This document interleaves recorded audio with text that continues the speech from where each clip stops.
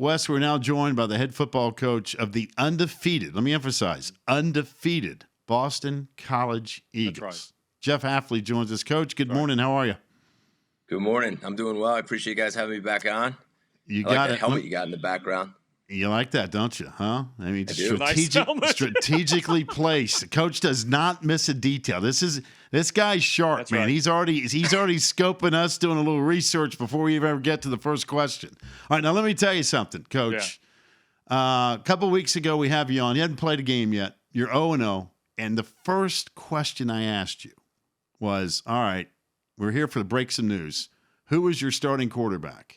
And you definitely gave me the Heisman pose, put me right in the trash can and said, Pack, I'm not answering any of that stuff. And I told you I respected the fact that you would not give us any information. So I'm going to lead off today's interview with you now that you're still undefeated. Who's your starting quarterback this week, Coach?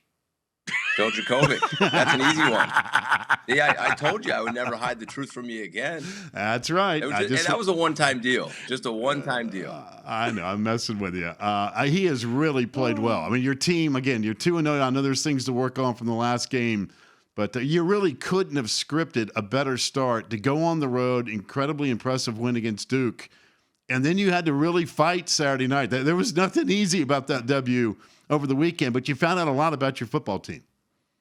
Yeah, we did. And truthfully, nothing's been easy since we've been here. From the start, all of us getting sent home to, fighting back to try to get a chance to play football, to what our kids have done to stay healthy. We go on the road against a good Duke team and, close game early on and really pulled away in that second half. And then we're a big favorite at home against a talented Texas State team. I mean, I knew that team would be a challenge, and I had a ton of respect for them. And to go down the way we did, 14 at home, and to fight back in the fourth quarter, it says a lot about our football team, and it shows me, the type of guys we have, and I'm real proud of them. Coach, we're going to talk about Dracovic a lot during the course of the season, but boy, Hunter Long has emerged as a major weapon in what you're doing. I mean, he's a money guy. The big catches seem to go his way. I know the touchdown the other night, but I mean, in reality, he had some moments a year ago, but has this kind of been building a little bit for him? Well, it's what I've seen since we had the few practices in the spring and then training camp. I've said it, he's a complete tight end. The cool part about him is it's not just the pass game. You'll see all these highlights, these one-handed catches. He can get open against backers and safeties and probably some DBs. But the way he blocks at the line of scrimmage is a true testament to him, because he's developing into a true tight end, and he's going to have a really good career. You have the great reputation from the defensive side, Coach. And going into the year, we've bragged about your offensive line, and even though you wouldn't tell us who your quarterback was going to be, here you got an emerging tight end. We know about Bailey in the backfield. But I want to go to what your bread and butter is, and that's your defense. What have you seen through two games that you said, hey, you know what? We're not to the finish line yet, but I really, really like A, B, and C about my team defensively. What do you see so far?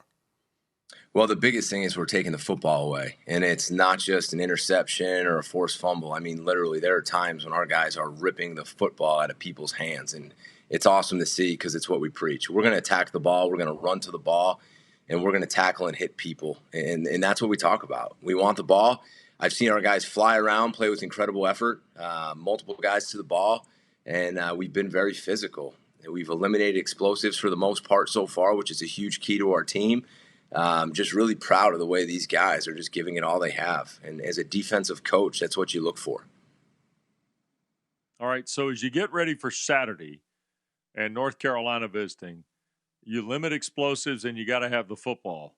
Well, they are explosive with the football. So how do you go about kind of assessing where you've been through two games and now what you tackle, pardon the pun, here in the third one?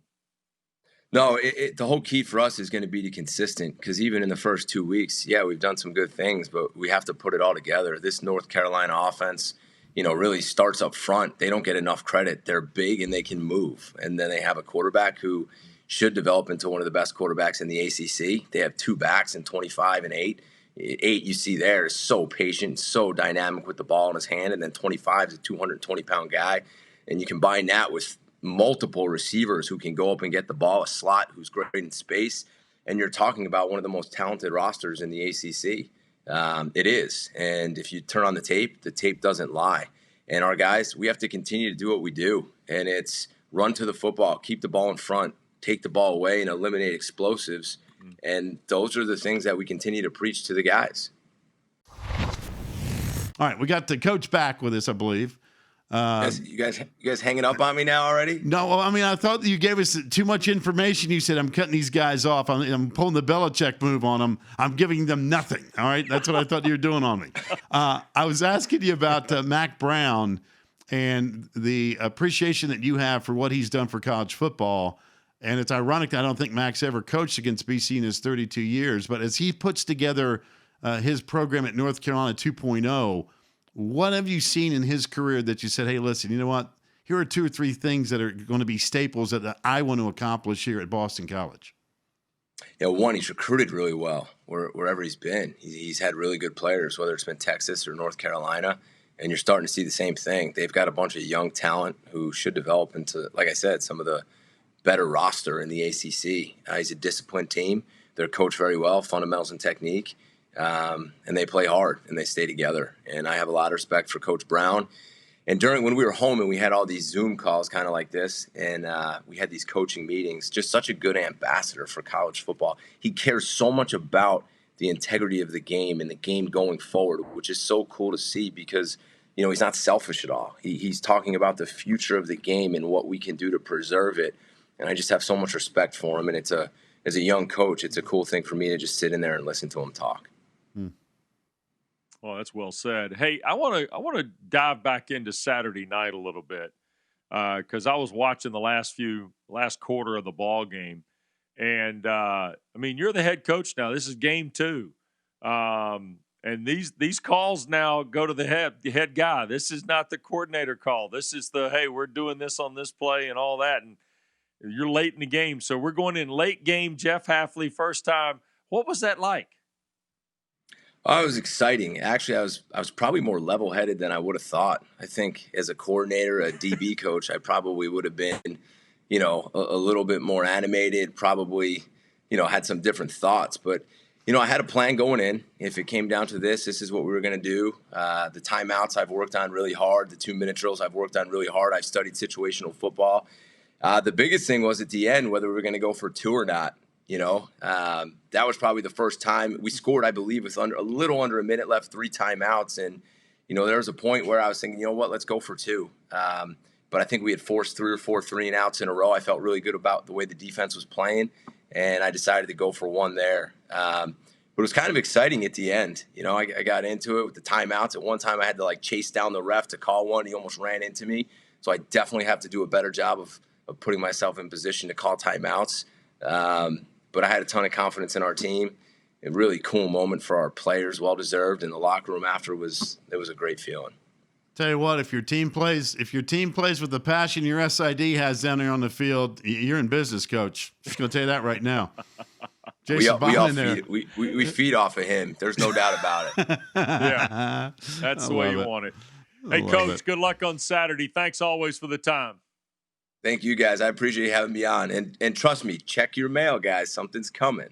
Oh, check your mail. Coach York will not have one up on me for very long. I like what you're doing because let me tell you something. It's got something to do with the dogs. You're in business because Jerry York's Boston dog treats lasted about 6 minutes. So, again, head on the swivel. We're ready to go, man. We appreciate it. All right, guys. Have a great weekend. Thanks, Coach. You too. Best of luck. You too.